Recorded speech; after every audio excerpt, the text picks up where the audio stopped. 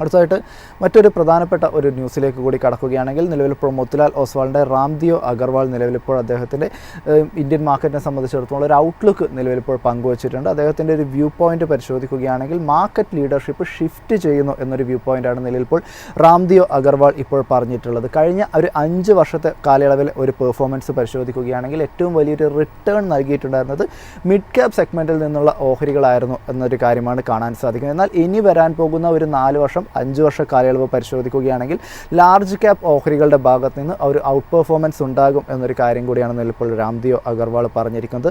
Large cap പരിശോധിക്കുകയാണെങ്കിൽ ഒരു വളരെ സ്ട്രോങ് ആയിട്ടുള്ള ഒരു അപ്സൈഡിലേക്ക് നിലവിലിപ്പോൾ ലാർജ് ക്യാപ് ഓഹരികൾ കടന്നിരിക്കുന്നു. നിലവിലുണ്ടായിരിക്കുന്ന ഈ ഒരു റീസെൻറ്റ് കറക്ഷനൊക്കെ ശേഷം പരിശോധിക്കുകയാണെങ്കിൽ വാല്യുവേഷനൊക്കെ തന്നെ വളരെ റീസണബിൾ ആയിട്ടുള്ള ഒരു നിരക്കിൽ തന്നെയാണ് നിലനിൽക്കുന്നത്. കൂടാതെ ഏർണിംഗ്സ് വിസിബിലിറ്റി പരിശോധിക്കുകയാണെങ്കിൽ മിഡ് ക്യാപ് സെഗ്മെൻറ്റിനെ അപേക്ഷിച്ച് പരിശോധിക്കുമ്പോൾ കൂടുതൽ ഏർണിംഗ്സ് വിസിബിലിറ്റി നിലവിലിപ്പോൾ ലാർജ് ക്യാപ്പിൽ കാണാൻ വേണ്ടിയിട്ട് സാധിക്കുന്നു എന്നൊരു വ്യൂ പോയിൻ്റ് കൂടിയാണ് മോത്തിലാൽ ഒസ്വാൾ പറഞ്ഞിരിക്കുന്നത്. കൂടാതെ ഒരു റിട്ടേൺ എക്സ്പെക്റ്റേഷൻ പരിശോധിക്കുകയാണെങ്കിലൊക്കെ തന്നെ ഇന്ത്യൻ ഇക്വിറ്റീസ് ഒക്കെ ഏകദേശം ഒരു 12 മുതൽ 14% ഒരു ആനുവൽ റിട്ടേൺസ് നൽകാനുള്ള ഒരു സാധ്യതയാണ് അദ്ദേഹം ഇപ്പോൾ കാണുന്നത്.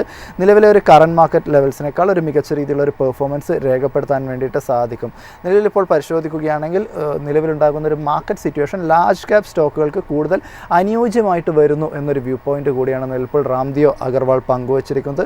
അടുത്തതായിട്ട് അദ്ദേഹത്തിൻ്റെ ഒരു തീംസ് പരിശോധിക്കുകയാണെങ്കിൽ നിലവിലിപ്പോൾ ഒരു ഓട്ടോ മേഖലയെ സംബന്ധിച്ചിടത്തോളം പരിശോധിക്കുകയാണെങ്കിൽ ഒരു സ്ട്രക്ചറലി ഉള്ള ഒരു ഗ്രോത്ത് ഫേസിലാണ് നിലവിലിപ്പോൾ ഓട്ടോ മേഖല എന്നൊരു കാര്യമാണ് നിലവിലിപ്പോൾ റാംദിയോ അഗർവാൾ പങ്കുവച്ചിരിക്കുന്നത്. അതിൽ തന്നെ 2 വീലർ സെഗ്മെൻറ്റ് പരിശോധിക്കുകയാണെങ്കിലും കാർസ് പരിശോധിക്കുകയാണെങ്കിലും ഒക്കെ തന്നെ ഒരു ട്രാൻസിഷൻ നേരിടുന്നു. അതായത് 2008 കാലഘട്ടത്തിൽ ചൈനയിൽ ഏത് രീതിയിലായിരുന്നു ഒരു ഓട്ടോ മേഖലയിലൊക്കെ തന്നെ ഒരു ബൂം ഉണ്ടായിരുന്നത്, അതിൻ്റെ ഒരു ആവർത്തനമാണ്, അല്ലെങ്കിൽ അതിനോട് വളരെയധികം സിമിലാരിറ്റീസ് ഉള്ള ഒരു രീതിയിലുള്ള ഒരു മാറ്റം തന്നെയാണ് നിലവിലിപ്പോൾ ഇന്ത്യയിലും നടന്നുകൊണ്ടിരിക്കുന്നത് എന്നൊരു വ്യൂ പോയിൻ്റാണ് നിലവിലിപ്പോൾ റാംദിയോ അഗർവാൾ പങ്കുവച്ചിരിക്കുന്നത്.